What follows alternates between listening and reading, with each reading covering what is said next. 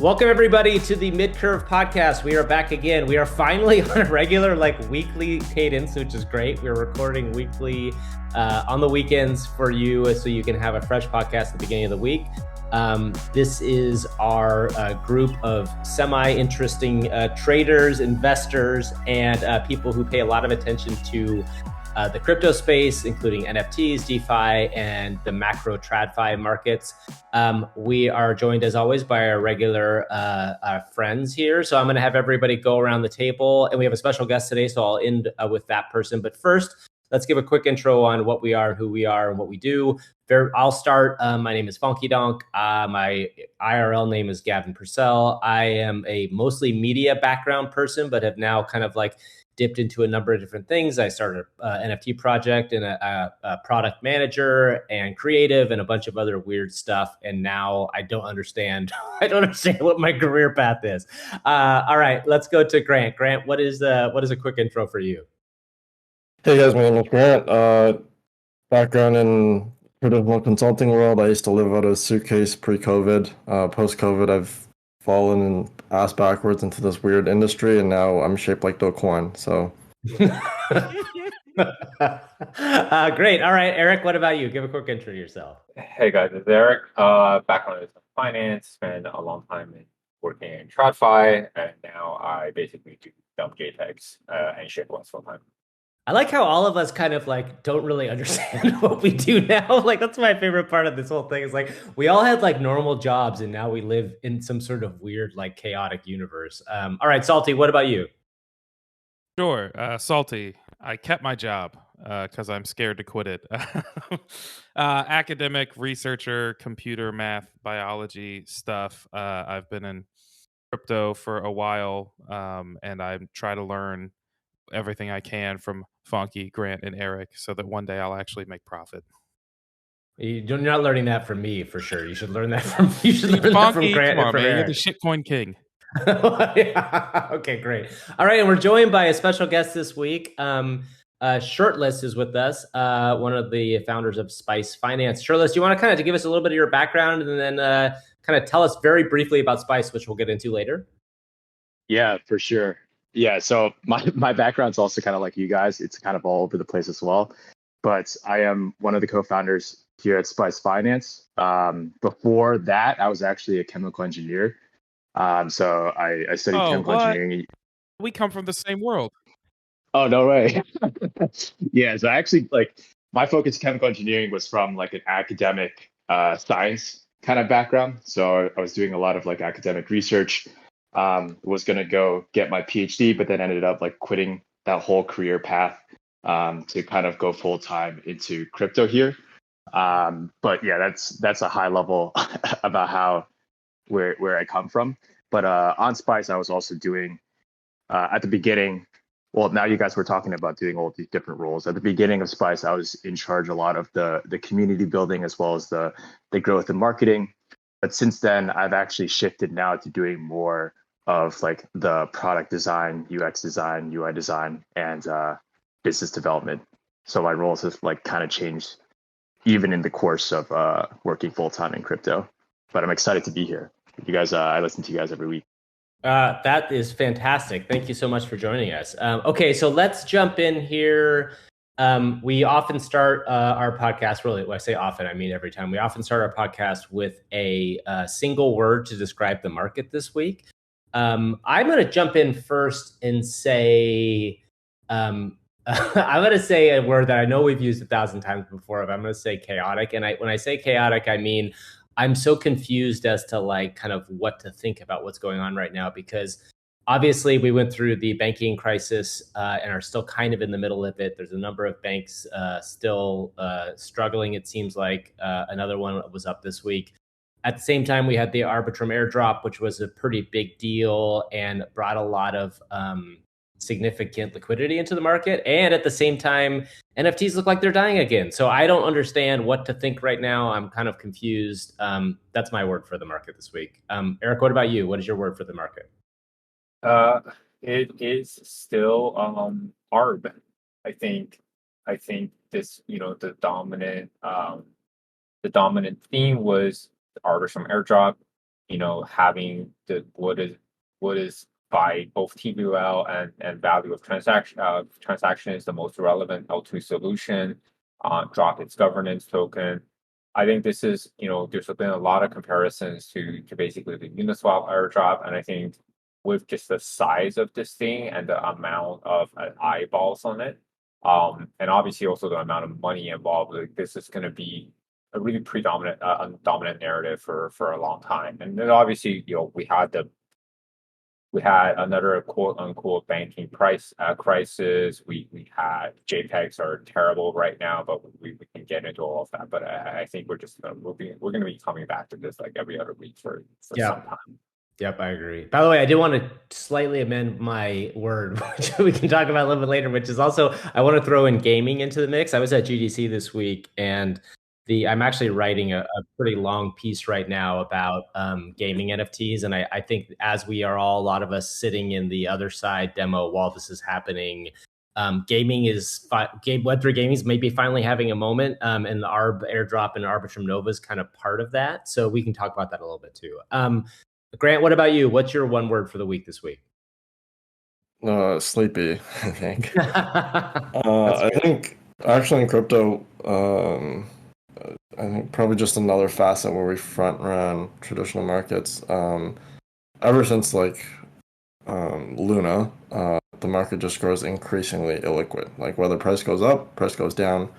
If you look at number of users, TVL locked in the ecosystem, it's just down only right from that point on. So, and we're kind of seeing that gradually, more gradually, I guess, in traditional markets. And there's like a ton of hysteria around bank runs, yada yada yada, and the Fed, like we talked about last week, has kind of blinked, given in, and you can argue blue in the face about what BTFP is, but it essentially is adding liquidity to the market, and I think we'll get a little bit more of a bounce in the next couple of weeks to a month, but we're kind of, as I referenced before, kind of nearing the end game, and I think next couple of quarters we'll get sort of into the earlier stages of like a new economic cycle, just to say, I think long-term time is on the side of the bulls. And while the real builders are over at GDC or building in the background, for someone who's largely a speculator, like myself, I'm just kind of biding my time, and napping basically. Yeah. Yeah, that makes sense. I think that's an interesting take. Salty, what about you? What's your word for the market? As always, I do a compound word, and this one will be take profit. That's one word? You have a hyphen? There's three reasons for this. One is we saw a lot of people take profit on their ARB airdrop. Good for them. If that was meaningful money to you, then that's great, and I love to see it in crypto, to see people make some money. Two was our channel where we talk about like short-term trading and leveraging and degenning, was just nothing but everybody say, I'm taking profit here. You got to take a profit all week, because ARB has become a freaking stable coin that only trades in a 20-cent range. So people are trying to trade this thing, but there's no swing trade to be made if there's no swing. And then third is the macro take profit, which is people are like, maybe I want to turn my bank liabilities into dollars. And so I never thought I'd have to take profit from Wells Fargo, but here we are. That's pretty funny. Shirtless, what about you? Do you have a word that describes the market this week in your mind? Yeah, I think I like to go like a little bit more abstract. The thing that has been most top of mind for me has definitely been like the banking crisis. I think ever since last week, it's been honestly taking a lot of my mind share, on top of like the JPEG prices kind of crashing, but we can probably talk about that down the line. But something I've been thinking a lot about, not necessarily on a granular level, but like I was saying, on a more macro level, is I guess the compound word I would use would be fourth turning, which kind of goes into the Strauss-Howe generational theory. The reason I believe that, or the reason why I choose that word, is because I think that there's like a lot of events that have been happening that have kind of started to allude to a potential turning of like the global regime and the global order. But I think that kind of goes into things that, like Balaji was saying, some of the things that you guys were kind of highlighting. But that's just more of on like a philosophical and abstract level than any single particular event in this week. I think that's a very interesting thing. It's always, for me, as somebody who comes at this world from I would say a more, I always refer to myself as from a liberal arts perspective. It's an interesting thing to look at what the narratives around that are, because I think there's been a lot of talk for a long time about how the dollar's power may be dropping and all this other stuff. We can get into that. And I think that's a really interesting conversation point. But let's start with ARB. Let's start with what ARB means, why it's a big deal. To Salty's point, I think that there was conversations around it, trading higher or going higher. Let's start, Eric. Why don't we start with you? Kind of give us the basics on what ARB is now and why it matters. What it means other than just another airdrop in the system. Yeah. So kind of let's just sort of think about where ARB sort of stacks up in the overall ranking of chains, right? Like TVL, which is something that everyone looks at. By the way, I'm sure most people know this, but what does TVL mean? We should just make sure. It's a short form for total value lock, which basically represents the amount of value that's locked into the chain itself. If you haven't used DeFi Llama, I would strongly suggest you check it out, because there's a lot of really, really good information across different chains and protocols on there, and you can access it all for free. ARB is essentially, by TVL, the fourth most, the chain with the fourth highest TVL behind Ethereum, Tron, BSC. It actually, I think, as of right now, as the second, it's basically only behind Ethereum in terms of DEX volume on a trailing 7-day basis, which is pretty incredible. When you guys think about when we think about alt layer ones, what prices like Solana being $300 from the bull market, what was happening on the chain, and what ARB is currently doing, you're sort of just looking at this and saying well, fully diluted value for this thing right now is about $13 billion. It's around the same neighborhood as Matic, Optimism, Aptos, and some of these other chains. Despite the fact that from both a value, protocol, and economic standpoint, it just seems much more productive, and actually represents what the L2 scaling solution is supposed to look like for ETH. I think this is really, really interesting because we talk about trading, taking profit. The reason we say taking profit a lot is because the space is still incredibly speculative. I think one of the things that I always worry when I look at crypto, I sort of look at the Carlota Perez's framework for technological cycles, and there's always these kind of periods of exuberance where productive capital, speculative capital, far outweighs productive capital. And we're just all gambling in the casino. That musical chairs eventually come to an end, everything crashes, and then we get a slow rebuild of what is actually productive that leads through sort of the next extending golden age, right? And if you sort of look at the dot-com bubble and what came after it, that is a good analog for what how frontier technologies can behave, and the market and wealth creation impacts that they have. The thing with crypto is that we've been through multiple, 2-3 standard deviation events. Significant liquidity has been pulled from the space.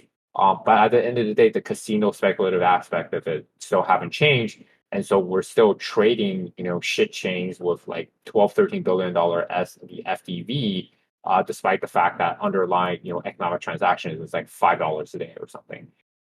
Are you talking what I always like to point out? Decentraland is still trading at $1 billion valuation, which seems pick insane. Your fighter. It's a relatively deep bench when you want to get into it, right? And so I think I'm really interested in what happens with Arbitrum, because they fully decentralized the chain. It is no doubt extremely productive and built on very, very good tech. So now your space is dealing with something that has real upside, is not vapor, and I'm very interested to see how we ultimately value this relative to what's out there and relative to also some Web2 companies. So like that, I think for me is, our Arbitrum will be a test case in terms of like how efficient this market really is. And I don't think this is going to be, because of the size of this airdrop, I don't think this is going to be like short-term process that happens over a week. I think this is going to be like something that unfolds over the course of several months to maybe a year or two, before that price discovery mechanism really plays out. Yeah, that makes a lot of sense to me. I had a really interesting conversation with our friend. I think he goes by Pout Pout Fish, but he's also Docs. I'm not sure 100% if he's Docs, but like one of the founders of Pirate Nation, who is in our Discord. I had a good conversation with him about they moved over to Arbitrum, their game over to Arbitrum, and he had some really interesting thoughts on, especially on Nova and Arbitrum Nova, and what's going to be capable for game developers on Arbitrum Nova. And it's pretty significant. And I think to your point, it does feel like a chain that is going to actually have a significant amount of use case and also has adoption, right? Which makes a big difference. Grant, what is your take on this? Are you looking at this in the same way that Eric is, kind of as a long-term play? I mean, obviously, as Salty said, there's not a lot of price movement on it right now, but what's your thought on where Arbitrum goes from here? Yeah, like I think everyone's looking at Uniswap as a proxy, but it's just different market and different focus for everyone right now. And I don't have any contact with the Arbitrum team, but when discussing tokenomics with the Blur team, I was like, it makes no sense to do anything other than basic governance and potential for future mechanisms until you kind of reach that tipping point of being back in the bull market, right? So It's kind of just accumulate and watch for catalysts, right? Because I mean, you saw kind of like a significant uptick. Obviously, most of it was just moving capital over from mainnet to play the actual airdrop and swinging it from $1.20 to $1.50, which is, I know, super exciting. But some of it was actually picking up pieces from existing and honestly pretty vibrant ecosystems in the past, right? Like Smalls, Legion's Genesis. There was other protocols that we can get into, like Plutus DAO and stuff like that. So it's just watching for the catalysts and seeing if some of the newer or even the older communities stick around after this kind of an initial uptick in TVL. Yeah, I think magic is something really interesting to look at. Salty, you spent some time looking into the magic stuff, right? And I remember, I think you were I don't know if you were a Smalls person, but you definitely had magic exposure at one point, right? Yeah, I don't have a ton to say on Magic that's probably very educated right now because I haven't kept up with it in a while. But I think a number of us on the podcast here and probably in Midcurve in general were involved with Magic. I think a bunch of us minted Smalls like when they were free. I got interested in Magic when it was still on mainnet, and it was like after in the loot and in days. But no, I haven't really kept up with it. I mean, I round tripped everything there. Round tripped it hard, and then the ARB airdrop made up for some chunk of that, which I think is what happened to a lot of like ARB maxis, small maxis, magic maxis. But no, I don't. I haven't kept up with it enough. I'm mostly out of the project. I think what they're building is cool, and I think John's probably a good dude. But yeah, it's hard to see how this will shake out. I mean, ARB is great tech. I won't repeat everything everybody else said, but it's a crowded space in terms of there's a lot of DEXs and AMMs competing for limited volume and TVL. And I think the GameFi space might look, maybe this segues into our GameFi conversation. There's a lot of things like when Bridge World came out and started doing what they were doing, it was kind of a first mover, but there are, a lot of game and gamify type things on Arbitrum, and I don't know how to pick winners there. So I'm mostly avoiding trying to do that and mostly sticking to ARB as an index of the ecosystem, holding that token being a good way to just get exposure. Not to be too bearish, I think the last thing I'd like to say on the subject is, I mean, if you look at the previous NFT cycle, did your favorite project with the best tech win, or was it something else? Right. So if I'm the ARB team, I'm like thinking really long and hard about how to improve partnerships. As Salty has said, maybe how to highlight the best AMMs, the best gaming projects, and yeah, kind of capture the momentum, right? Because this obviously is ARB week and could be ARB month, could be ARB quarter, because that's how dead the market is right now. Yeah, I was gonna say, I think the interesting thing about being at GDC and talking to a few people there is there's a lot of news around Web3 at GDC. I think that one thing that, like, not as much as last year, obviously, but the good news is I think a lot of the news was around trying to make Web3 gaming functional. Also, the interesting thing about GameFi, we can kind of transition into this a little bit, is that one of the things that I've noticed, and there was a game that came out called Shrapnel, not come out, but they had a demo at GDC called Shrapnel. And Shrapnel was a game that was funded in November of 2021. So it was first funded in November of 2021, which, if you remember, was right around when, GameFi, we got to have a new name for this, which is like, what is Web3 Part 1? Web3 Part 1, which was 2021 into early 2022. It was about as hot as it could get as a thing then. And just now they have a playable build that looks like the game's coming out. So we're talking about a year and a half later. And I think that's one thing when you talk about games and you talk about how games need to be built. And we're looking, right now as we're taping this, the new Other Side demo is going on. And I've been, again, the thing about the Other Side, which is really interesting, the tech's really interesting. I'm sitting here watching, thousands of people in a browser-like experience playing a metaverse game. It's been 9 months since the last Other Side trip as well. So games take a long time. I think GameFi up until this point has been kind of a shell game, I like to say. Like it feels like mostly it was economic based, it was tokenomics based, and actually got very, very big on a game that was not the most exciting game in the world to play. So I think it's a really interesting thing for us to think about and how stuff comes to fruition. Shirtless, what is are you familiar with the GameFi ecosystem, and have you been kind of following, kind of Web3 games a bit? No, I haven't really been following really closely. So I'd love to, if you guys have like a primer or something like that, I'd love to kind of hear it. But something that is for sure on the top of our minds as a team on Spice is like the GameFi industry and how it intersects with NFTs.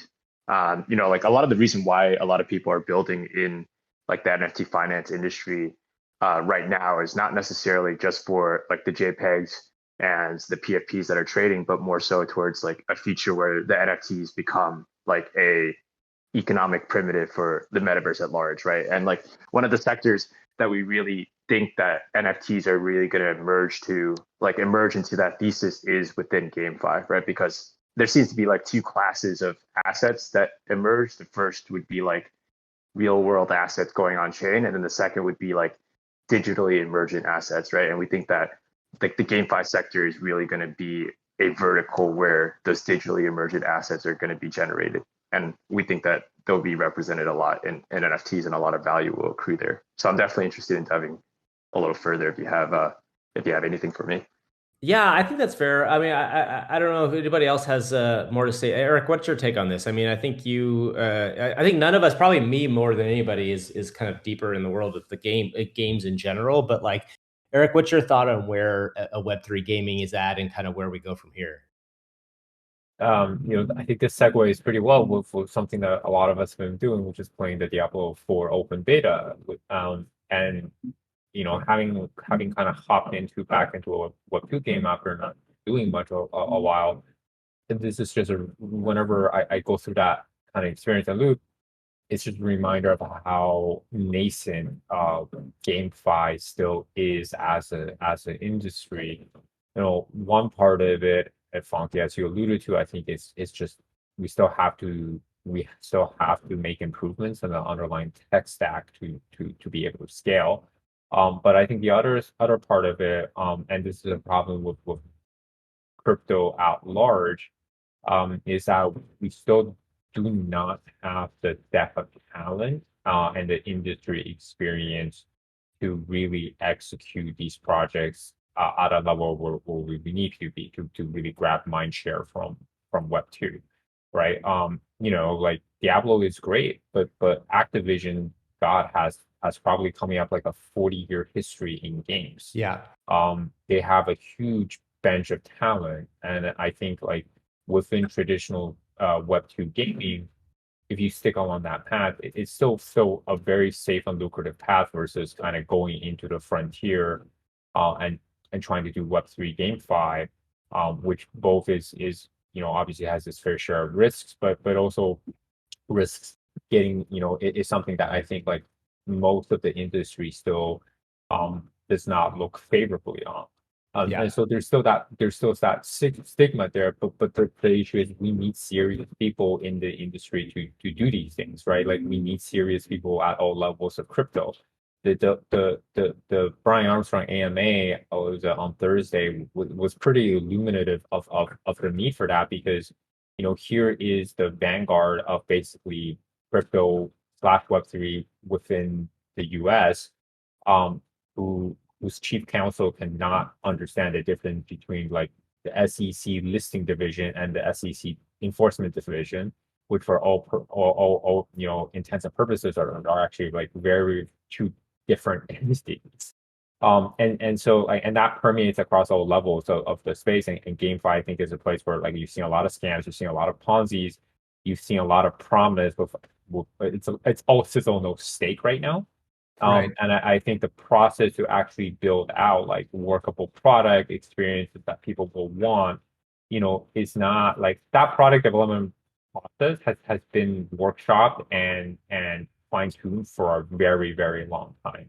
And Right. so it's not something that crypto as a whole can necessarily disrupt. What crypto is disrupting is really the underlying economic and ownership models. But when it comes to actual product, I think it could be like, as much as I hate to say it, I think it could be like a 2 to 5 year process before we see really compelling GameFi based experience in Web3, that actually start to pull people from the Web2 into it. Yeah, I think you're right, and I've talked about this a fair amount, but I think one of the underlying factors in Web3 gaming always becomes the argument always is you get to own your assets, right? And the conversation a lot of times is whether or not owning your assets is a reason to join a new game. And I think that one of the games I think people should be watching very closely is this game called Everywhere. If people aren't familiar with it, it's been created by the main core team outside of Rockstar Games, who left Rockstar to create this game about 2 or 3 years ago, and it's been in the works. And they recently at GDC launched a new trailer. It's still probably a little ways away, but Everywhere is not a blockchain first game, but they are open and actively kind of like integrating some blockchain stuff inside of it. And those are the kind of games that I think are going to make a big difference. And like I mentioned, Shrapnel was a game that was funded a couple years ago and looks like a really solid AAA first person shooter. The key that always happens with games is really tricky. And I think, if anybody, Eric speaking to Diablo 4, and one of the things we also saw at GDC was, Epic and Fortnite launching their new creator tools.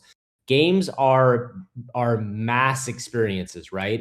And really games will, like any sort of thing, you need an audience to be there to make the game work. And I think weirdly with Web3 gaming, to make it work, you really need a large audience to kind of drive an economy, right? Because if you don't have a large enough audience, the economy and the swings around it can be very, very hard and harsh. So I think you're right. I think we're a little ways away from it. I think the good news is we're finally starting to see some of the kind of like transition into actual games outside of what, I think the Axes and even things like the initial like kind of Ponzi like game theory games that happened in the original Web3 gaming run, which really I wouldn't even think of as games at heart, faded a little bit, and we're going to start seeing actual real games kind of take precedence.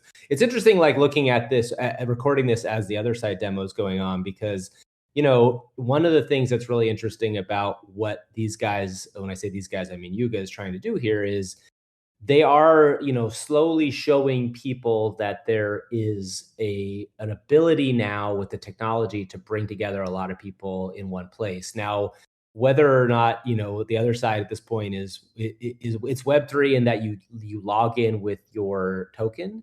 But I don't know yet, they haven't really figured out how to, like, the token is going to connect to the gameplay. There's a lot of stuff that's on their roadmap, but like we may still be, I would assume, knowing that like it's been 9 months between trips, that we are still like, likely a year away from a functional product in this thing, which is kind of a crazy thing. All right, I think I'll probably move on unless anybody else wants to jump in here real quick. Yeah, I was actually gonna mention something. I would love to hear your guys' take on this, but I remember even like before we had started working on Spice, there was like kind of a thesis that our team was playing around with, and we almost built like enough conviction to kind of jump into this space. But there was like a thesis that we were caught up with that essentially said that the future of like the metaverse is going to be GameFi. Essentially, like GameFi is going to be the interfacial layer upon which like all users of the metaverse, i.e. like the various blockchains that exist, if you believe in a multi blockchain future, is going to be interacting with all of the different functionalities that like Web3 kind of unlocks. So the idea being that like DeFi is going to get absorbed into GameFi long term, and NFTs are going to be absorbed into GameFi long term, and then people are going to be interacting with like all these protocols that exist on like Arbitrum or ETH right now in like a GameFi setting, right? Because a lot of what we do in DeFi right now is just like really the gamification of finance, right? Or decentralized finance. And the idea is that like the way that, we get to that ready level, or was it ready player one type of future where all of the which is a the dystopia. values, like... I just always have to bring up when people bring it up. It is a dystopia. Sure. Sorry to cut you off. Right. No, yeah. But like my point is that like, the more your life moves on chain, the more you need some kind of like visual layer, in the same way that like PFPs and artwork is like a visual representation of your identity. It's like GameFi could be like the visual representation of like digital economies. There's like we kind of like explored this thesis a little bit, and we almost started to build something, or we were playing around with the idea of like building like a tokamak for GameFi, a tokamak for GameFi. But we ended up scrapping the idea because we couldn't get over the fact that tokamak would just move into the space when it's mature enough for them to do so. But I don't know if you guys have like thought about this at all on like a philosophical level, or if you think it's a dumb take. I don't know. No, I mean, I think we're already seeing like primitive versions of this in Web 2, right? Like, we talk about sort of NFTs being ownership assets, but every other week a CS Ghost skin gets sold for 6 figures. And so I think the reason that everyone sees this as being so promising is because that shadow economy already kind of exists within the Web 2 space. And so it's not a question of whether it will work, but really just a question of like, when will the incumbents sort of get on board and adopt? Yeah. And I think for me, like, I know I sound pretty bearish saying that it's going to take a couple of years, but I think this is one of those things where like the first 1 to 2 Web3 native teams that has real mainstream success is going to force a lot of these big companies like Epic and Blizzard to reevaluate their model. And then when that happens, it's going to happen very, very quickly. Like I'm going to show my fucking age here, but the kids in this podcast are probably truly young to remember. But when Morrowind Oblivion came out, that what Bethesda did was they had this DLC pack that was the first of its kind for horse armor. Yeah, the horse. the horse armor, and there was so much fucking outrage. In at the time when the $10 horse armor came out. It's like, are you going to charge us for horse armor now? Are you, what are you going to do next? Like piecemeal us or content? And so Bethesda got a lot of flack for it, and a ton of studios and developers at the time just said like, well, we're not going to do DLC. This seems too toxic. We're going to kind of switch to the model of launching a full game with everything in it and then selling expansion packs if there was the demand. But obviously, a couple of years later, that became DLC packs became industry standard and like super successful. And now you basically cannot get into a game that doesn't have some sort of downloadable content that the publisher upcharges on. So I just think like these paradigm shifts, like when they happen, can happen very quick. The gaming space will adapt quickly, and then once the floodgates open, there's going to be a ton of demand for these like DeFi products on the back end that services the sector where all of a sudden your CS:GO skin is an NFT and if it's worth $600,000 you can borrow against it and make a house down payment. And that opens up all sorts of different avenues, right? Like, and the boomers can say, well, like this is just all made up and not productive. But we are in the dystopia timeline, Salty. Like we are, it is terminal velocity. So this shit is gonna happen because once AI displaces every single job, that's not physical labor, the only industry left is gonna be humans trying to keep each other entertained without killing each other. I totally agree. I don't fundamentally agree that crypto should be associated with Ready Player One and a dystopian future. But you do agree or you don't agree? I don't agree.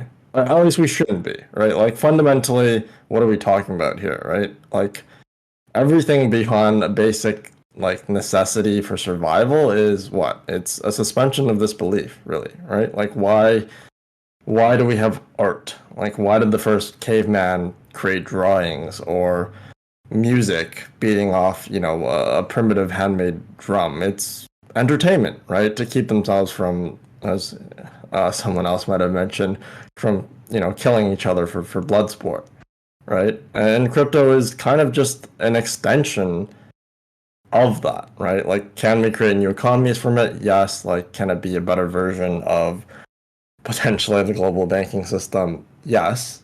But all it is a suspension of disbelief, right? For us to imagine and potentially create a better future. And if you believe Justin Bieber's music is to prevent us from killing each other, then yeah, we are living in a modern day dystopia. I don't know if I would agree that Justin Bieber's music doesn't make me want to kill other people, but we'll see about that. What I would say is that, and this will make me sound like a total nihilist, but I think all timelines, whether past or present, are dystopic. There is no sort of idyllic, olden day standard to return to. And the reality is the people who talk about that are usually coming from the displaced, that the originally dominant social or racial class, that ultimately reap most of the benefits of quote unquote the good old days. So it is all like the world is intrinsically flawed in that sense, and I don't kind of think about I don't think about crypto in the sense that it's inherently good or bad. I just think about it in the sense of that it's a disruptive technology. I don't necessarily think about dystopias as sort of the worst possible outcome. I think they are all possible outcomes. And for me, a dystopia is just really an analog for the fact that like when technology and society advances, inequality doesn't go away. It really just takes a different shape and form. Yeah, what I was going to say, but I think we should move on to talk a little bit about Spice. But the last thing I'll say, shirtless to what you were saying, is I do believe that there is an overall gamification of the world at large, and I think crypto is part of that. And I think one thing I find as a person who's, I am the old man of this world in my late 40s now, is that I, as an early gamer, I was somebody that kind of came up and embraced gaming, much to my childhood's regret, in that back then it was very nerdy to do so. But I've been playing video games my whole life. And one of the things that's been really interesting to see over the course of my life is how gaming mechanics have infiltrated throughout everyday life. And I think part of the big thing around crypto's boom, especially around the NFT boom, is that a lot of the people that are into it were gamers, right? And I think a lot of people, and whether they identified as such or not, they grew up playing games. And I think games are a very different reward mechanic. And if you get used to a reward mechanic in games, it's a much different experience than being rewarded in, say, a traditional way for what you would do for work. And work itself is different than it used to be. So I think that there's a lot to be said about how games are changing and have changed our overall take on what it means to be human. And I think that all of this stuff that we're going through right now is probably a combination of bringing games to the forefront of society at large, which is kind of a large philosophical question, but that's kind of what you asked for originally, if that makes sense. Yeah, I think people create value, right? Like humans create value to, generate, play around with, trade, and things of that nature. Like when you buy ice cream, you don't buy the resource, you buy the the feelings that you associate with that ice cream, right? So crypto is kind of like an extension of that, in my opinion. And then like GameFi is like, naturally also the extension of that. It's like the creation of value for ourselves out of Exactly. nothing, really. Yeah. We really need to table a whole GameFi episode because I mean we're like almost an hour in, and I have so many thoughts on this I want to share. I have some fundamental disagreements on some things, but like, all right, well now we need to put this on the calendar and bring Shirtless back for it. GameFi full episode. Yeah, we definitely should. I think, or maybe we can even bring a couple more people into the mix. Okay, let's talk a little bit about Spice Finance. Tell us what it is, and then we can kind of use that to get into our conversation around where the NFT market is right now. So tell us, kind of give us the TLDR on Spice. Yeah, for sure. So I guess I could start with the problem and then kind of go into what we're building. But effectively, the problem that Spice is trying to solve is that we've, through a combination of like our own market research and then lending in the space ourselves, we found that like lending against NFTs is a fairly complicated process. And we think that the source of complexity really stems from two areas. The first is that the NFT lending industry has become extremely fragmented as of late. On Ethereum mainnet alone, there's like 30 different marketplaces that have either already popped up or are going to pop up in the next like 2 to 3 months. And each of these marketplaces have like different lending mechanisms associated with them. Is that number an exaggeration, or it's literally that many? No, it's literally 30. It's literally 30. Wow. There's a lot. There's a lot.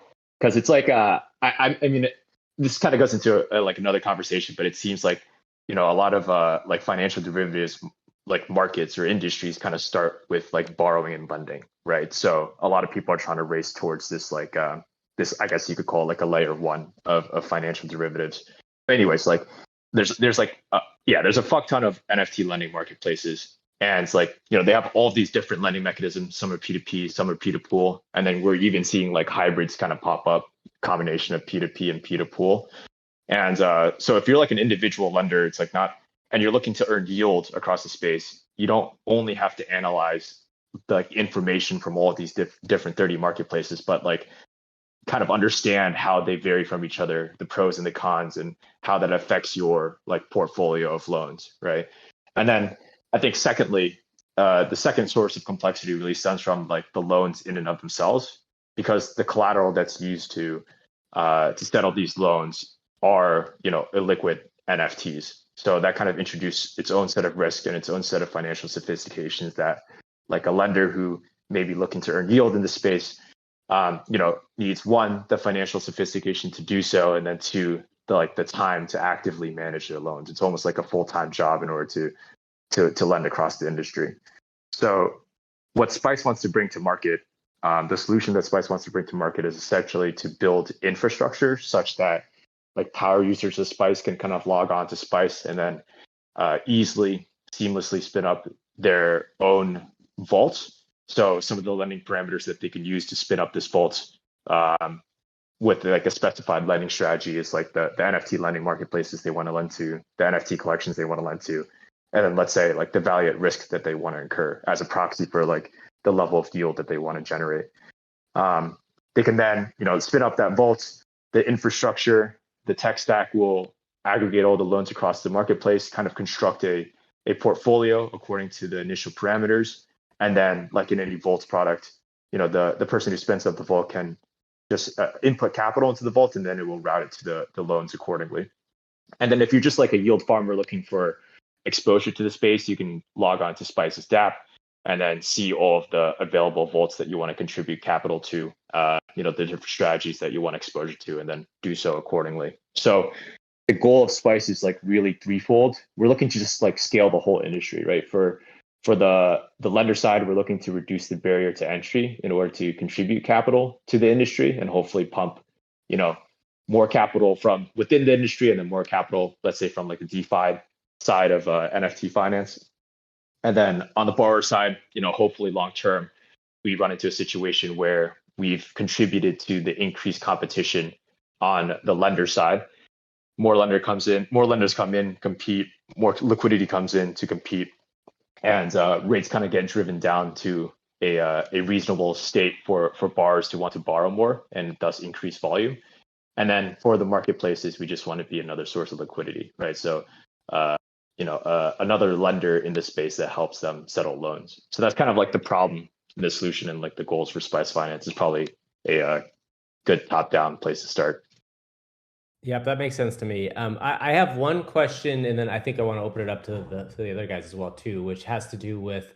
Okay, so I think I completely understand what y'all are trying to do, and agree that like things like this are going to be needed for the maturity of the space. How do you deal with the size of the market? And when I say that, what I mean is, and again, this you have to remember, I'm the person coming to this from the explain it like I'm five version. The size of the market seems like it's very swingable. It's very small. Like right now, we're obviously in like such a like weirdly I'd even call it like a 2-week downturn. Like over the last 2 weeks, like how do you deal with shifts and things like that when you're dealing with sort of the lending, which you would expect would work on a much larger market? How do you deal with those sort of swings? Yeah, I think effectively you kind of deal with the swings on like a mindset level. Like the reason why we're building in the space at the time that we're building it is because we recognize that it's like relatively early, right? A lot of what the other industry players kind of say is that the feeling is like early DeFi type of feeling, right? So you have a thesis on where like the space is going to go, and then you try your best to manage like the volatility in the lending volume and the different like terms that the loans are settled. To the point where, let's say this fortnite thing happens, right? And we have like a new paradigm where a bunch of NFTs or like NFTs become like the financial primitive of the metaverse. You kind of have the infrastructure, the tech stack, the first mover advantage, the know-how in order to lend against these things going into the future, right? So the idea is just like you survive the volatility of the short term. You make sure that your systems are robust. You try your best to protect from, the various black swan events that have been happening in the industry. And then on the other side, you have like a robust system that you can use to like reliably scale liquidity into the system long term. Well, that makes sense. No, actually, this is funny because it kind of like connects back. I have one more question I'll open up, but like it kind of connects back to what we were just saying. Like it seems like to me, if I'm looking at like a 3 to 5 year window on NFTs, it does seem to me like the gaming side of thing is going to bring a lot more people into this space versus say, I mean, obviously, art NFTs or say PFP NFTs. So I would imagine that in that world, that is a place, that is a part of NFTs that y'all are looking at very closely. Yeah, exactly. I mean, I don't know if you guys will ever get the chance, but if you look at any like NFT finance, like pitch deck or anything like that, It's all gaming. Yeah, I mean, it's literally like, it's effectively that, like everybody's building to the future where it's like, people are borrowing and lending against like GameFi assets, yield generating assets. Like when, home deeds come on chain and things of that nature, people want to borrow and lend against those things. Equities come on chain, et cetera, right? So like everybody's starting with JPEGs because that's what is currently available. And then, like JPEGs won't die, in my opinion. I think JPEGs will continue going to the future. This kind of leads back into like the whole metaverse Ready Player One thing, but like people need like a visual layer, I think, to crypto, and like JPEGs definitely do that, at the very least on Twitter and things of that nature, right? I can't wait for the Fannie Mae PFP. That'll be yeah, exactly. What do you think the regional banks are doing right now? Yeah, exactly. They're working on their Web3 gaming project. Yeah, exactly. They're excellent at underwriting risks, so what could go wrong? But Shirtless, I think one of the things that I'd love to get your opinion on is, so you guys have sort of been building this solution to I think make capital in the market more efficient. Obviously Blur has sort of been doing the same thing on the marketplace front.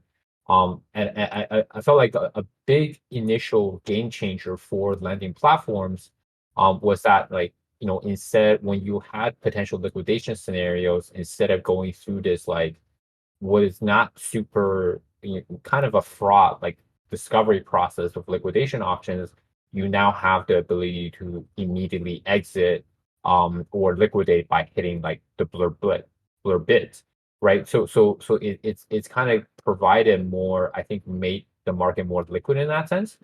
But it's also brought in, I think, like, incremental capital that's made the marketplace more efficient. And one of the downsides of having a super efficient market right now is that for a lot of collections, the fair value was realistically being much lower than where they should have been.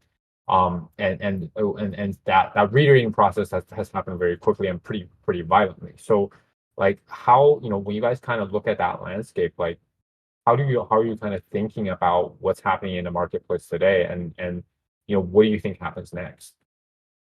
Yeah, I think that's a fairly good question, and it's something that we're actually like, actively kind of working with right now, because the price of these collections on the spot market, directly affects the pricing of the loans that we lend to. We think that, like, I think there's a thesis that kind of pops up, and I think that Blur has kind of validated this thesis a lot, and this has actually like affected our thinking about Spice in like a V2 product or something that will potentially build into the future.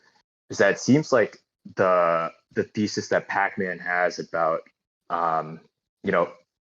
pro traders kind of being the fastest growing and even like dominant form of users in NFTs is actually kind of like playing out, and this is kind of, I think, validated by Blur's success thus far.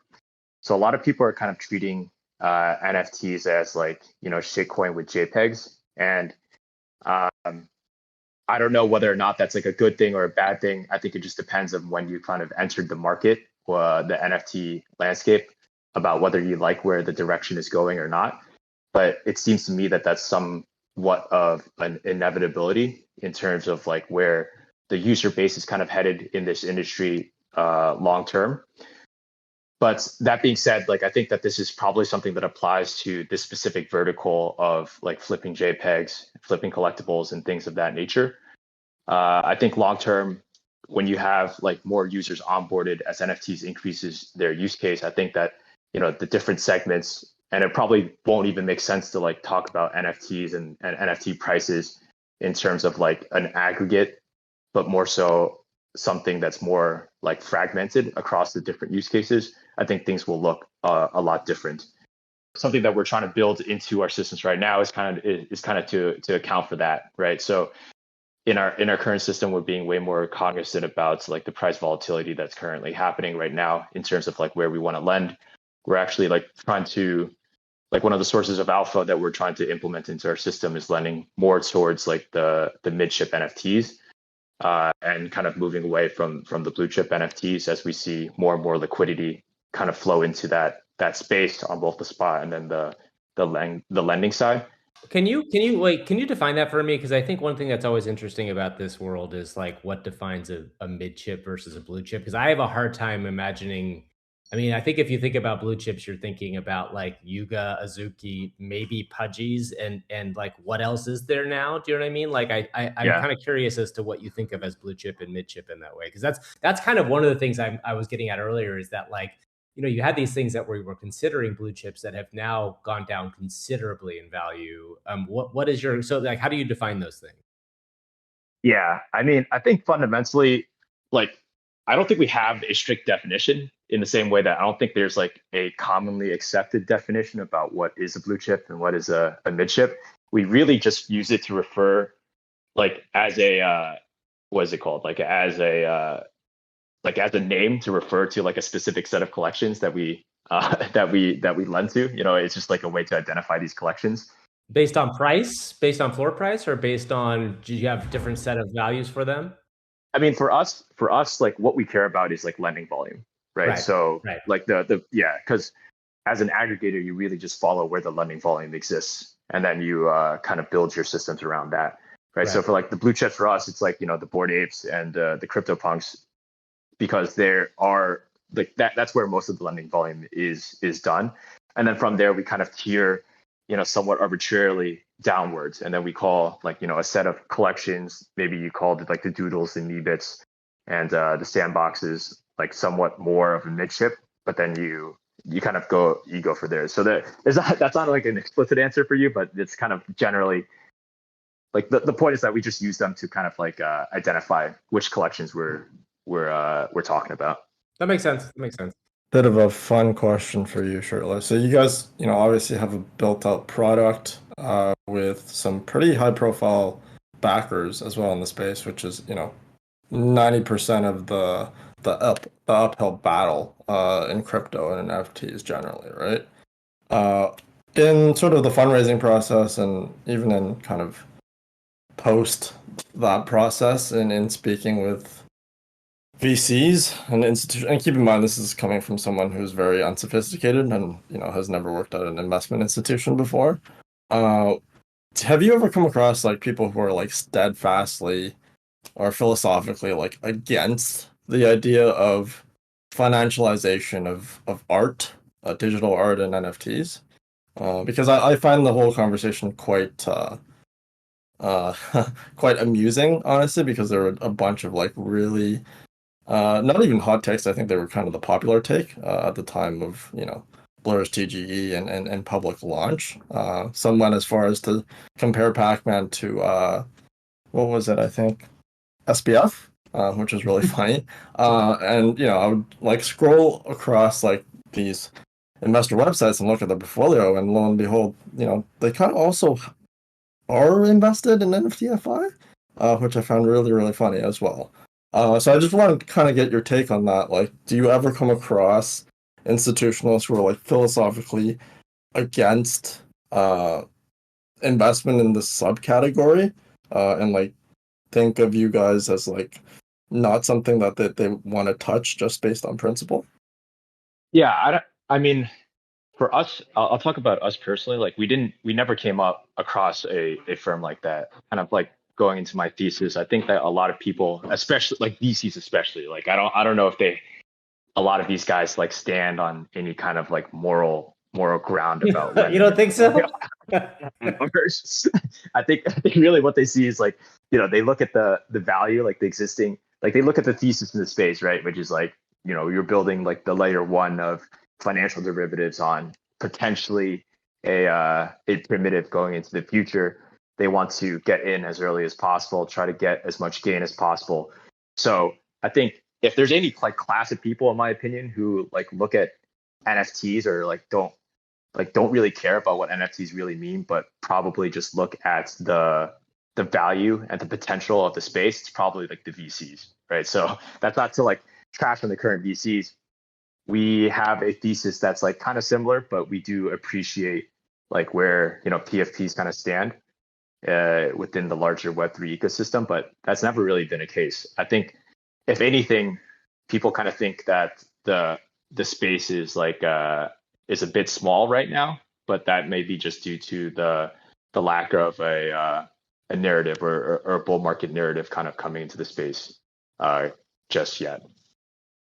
Gotcha. Okay, so it's more that behind the scenes they're incredibly pragmatic, as they should be, and then in public they get to wax poetic a little bit. Yeah, interesting. Yeah. That makes sense. Okay, we should probably end up wrapping here at some point because it's getting a little late. Anything else, Shirtless, or anybody else you want to mention about Spice before we go? No, I mean, I guess like the only thing I'd mention is like if I could like plug our protocol a bit. Like we're always active on Twitter, so definitely check us out. We try to post a lot of memes and things of that nature. But then also a lot of informational stuff about what we're doing with the product and the industry as a whole. So I think that's like Spice_Finance is the handle. And then, definitely if you're interested in learning more, kind of getting involved with the Prolog NFTs and things of that nature, definitely hit us up on Discord.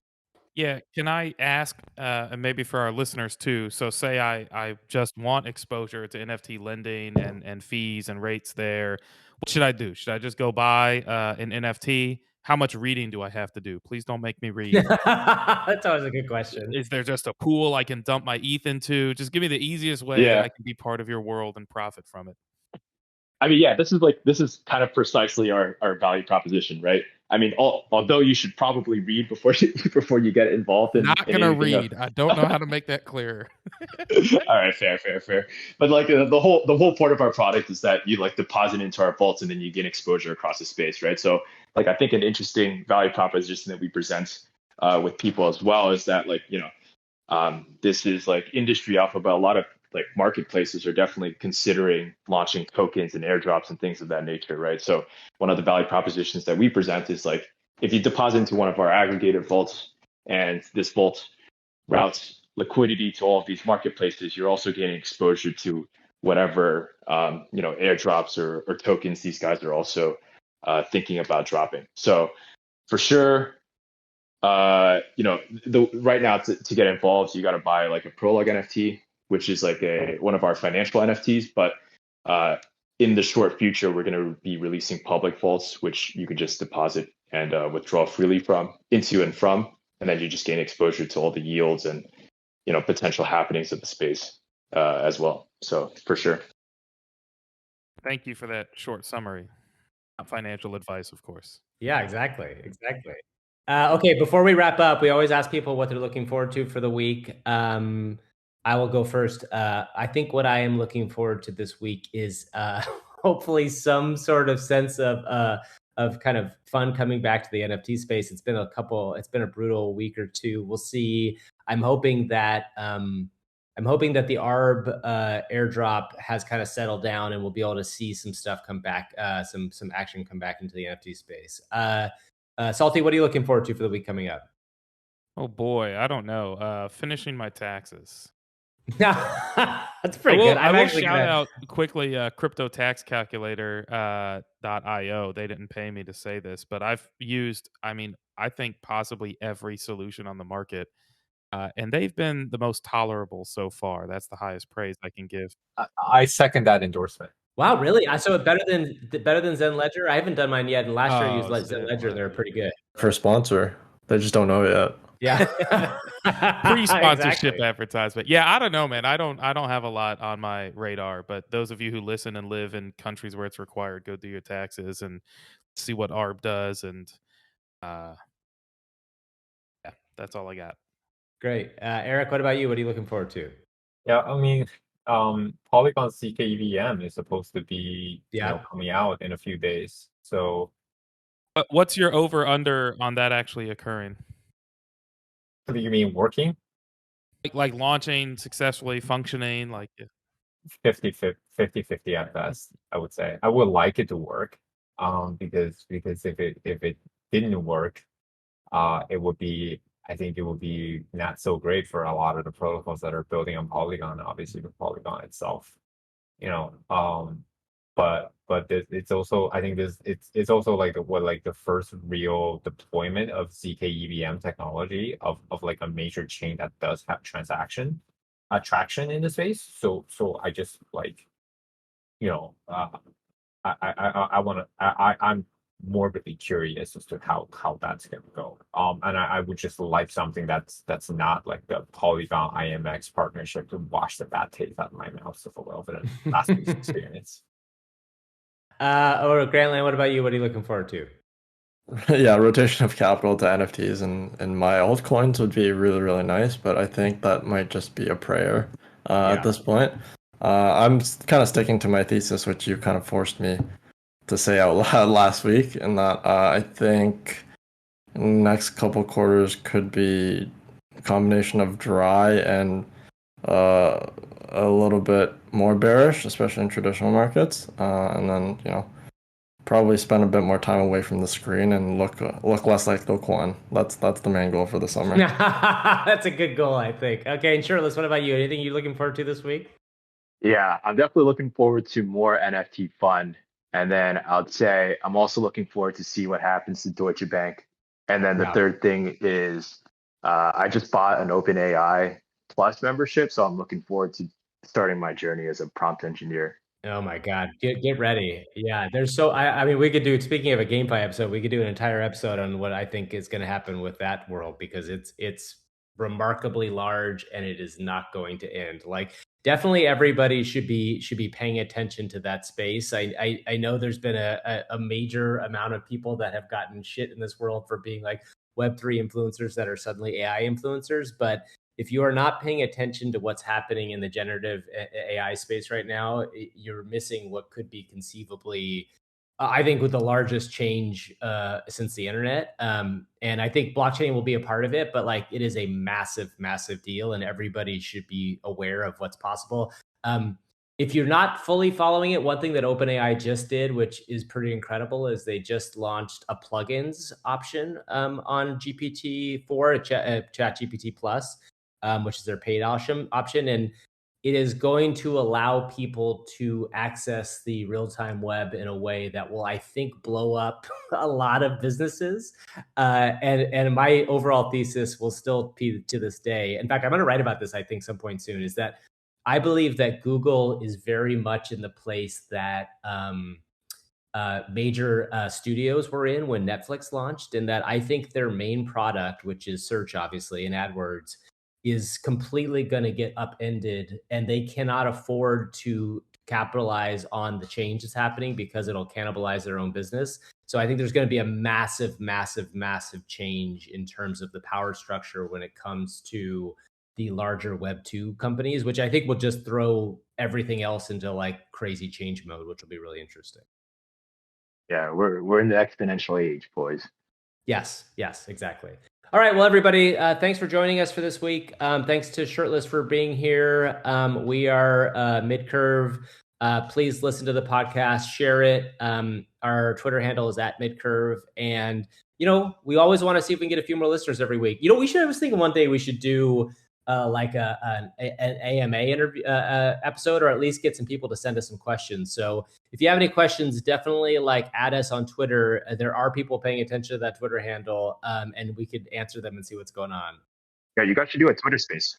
Yeah, that's a good idea too. That's not a bad idea, just to get ourselves out there a little bit more. And I know eventually we're going to consider doing video as well, but we have to wait for Grant to get into shape. I think we also just needs to start leading with the phrase 3 times Emmy award winning. That's true. We could start doing that. We could say it's the Emmy winning podcast, right? All right, everybody. Thanks for joining us. We'll see you all next week. Have a good week, and don't lose too much money.